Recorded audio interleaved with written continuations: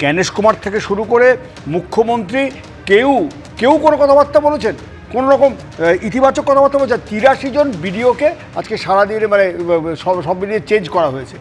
আমার খুব সঙ্গত প্রশ্ন, এতে কোন লাভটা হলো? এখনও কি সমাজ বিরোধীদের উৎপাত এবং অশান্তি সংঘর্ষ কিছুমাত্র কমেছে? যে ধরনের কথাবার্তা মুখ্যমন্ত্রী বলছেন, ভিকটিম কার্ড খেলছেন, উনি ওটাতে অভ্যস্ত।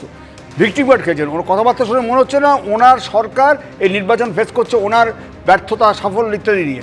উনি আক্রমণ করছেন যেন নিজে আক্রান্ত। এইভাবে এই ভিকটিম কার্ড খেলাটা ওনার পক্ষে কত ইতিবাচক সেটা জনগণ বুঝবে। কিন্তু আমার কথা হচ্ছে, এই লোক দেখানো পরিবর্তন করে আদৌ কিছু লাভ নেই। এই দুটো স্ক্রিপ্ট আমরা মোটামুটি বুঝতে পারছি যে কাকে ধরে রাখবার জন্য, কাকে পিছিয়ে রাখবার জন্য নির্বাচন কমিশন একেবারে লোক দেখানো পরিবর্তন চয়ন ভট্টাচার্য বলছেন। কিন্তু আমি বলছি যে পরিবর্তনটা হচ্ছে সলিলদা, তাতে কি মূল যেটা লক্ষ্য যে শান্তিপূর্ণ একটা ভোট আলটিমেটলি দেওয়া, সেইটা সম্ভব হবে কি?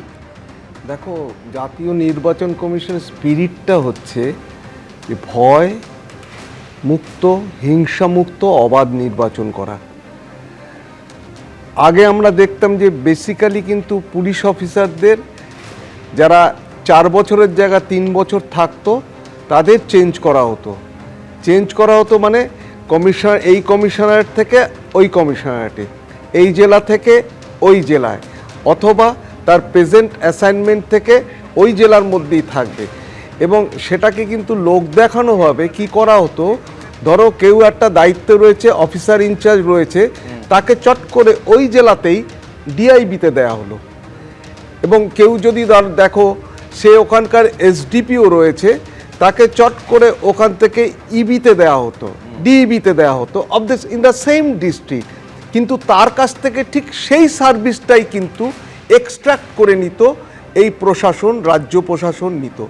যার জন্য সেই স্পিরিটের উপর বেস করে কিন্তু এই সমস্ত পুলিশ অফিসারকে বেসিক্যালি একটা কমিশনারেট থেকে অন্য কমিশনারেটে চেঞ্জ করা, এবং দায়িত্ব থেকে এবং ইন্ডিপেন্ডেন্ট রেসপন্সিবিলিটি থেকে সরিয়ে দিয়ে তখন অন্য কমিশনারেটে, অথবা যদি এখানকার হাওড়ায় যে আছে তাকে মালদায় পাঠিয়ে দেওয়া। একই সঙ্গে খালি পুলিশ অ্যাডমিনিস্ট্রেশনের উপর আগে এটা হতো, এটা এইটুকুনি হতো। এইবার রদবদলটা হয়েছে। মমতা বন্দ্যোপাধ্যায় কিছুক্ষণ আগে আপনারা শুনলেন যে এরা হচ্ছে আমাদের অ্যাসেট, এইটা মমতা বন্দ্যোপাধ্যায় বলছেন।